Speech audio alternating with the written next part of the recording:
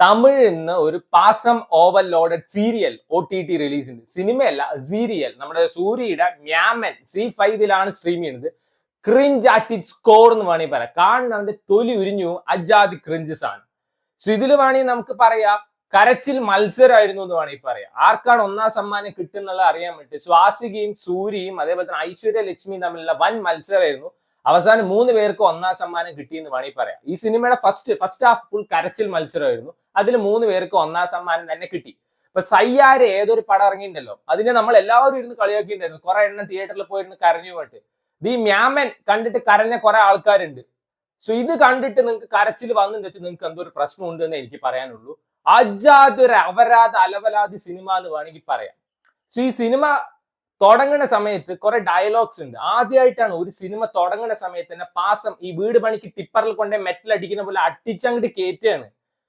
So ആദ്യത്തെ ഡയലോഗാണ് സൂരി മറ്റേ സ്വന്തം ചേച്ചി പ്രഗ്നന്റ് ആയിരിക്കുമ്പോ കുട്ടിയുടെ അടുത്ത് പോയിട്ട്, നീ എന്റെ മരുമകൻ അല്ലടാ അച്ഛനാണ്.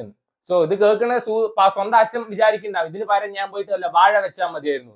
അടുത്തത് token number 2 on the stage സ്വാസികയുടെ മക, അവൻ എന്റെ അനിയനല്ല, അവൻ എന്റെ അച്ഛനാണ്. പക്ഷെ എനിക്ക് നിങ്ങളുടെയൊക്കെ അച്ഛൻ ആരാണ്? അതാണ് അങ്ങനെ കാണിക്കുന്നില്ലല്ലോ, അറിയാനായിട്ട് ചോദിക്കുകയാണ്. പിന്നെ ഇതിൽ ഐശ്വര്യ ലക്ഷ്മിയുടെ ഒരു ക്യാരക്ടർ ഉണ്ട്. ഐശ്വര്യ ലക്ഷ്മി ക്യാരക്ടർ അതിലേറെ കിടിലാണ്. ആള് ഡോക്ടറാണ്, വെൽ എഡ്യൂക്കേറ്റഡ് ആണ്. ഒരുത്തം പോയിട്ട് നിന്നെ കണ്ട കൊരങ്ങച്ചിയെ പോലെ ഇല്ല, ദൈവത്തെ പോലെ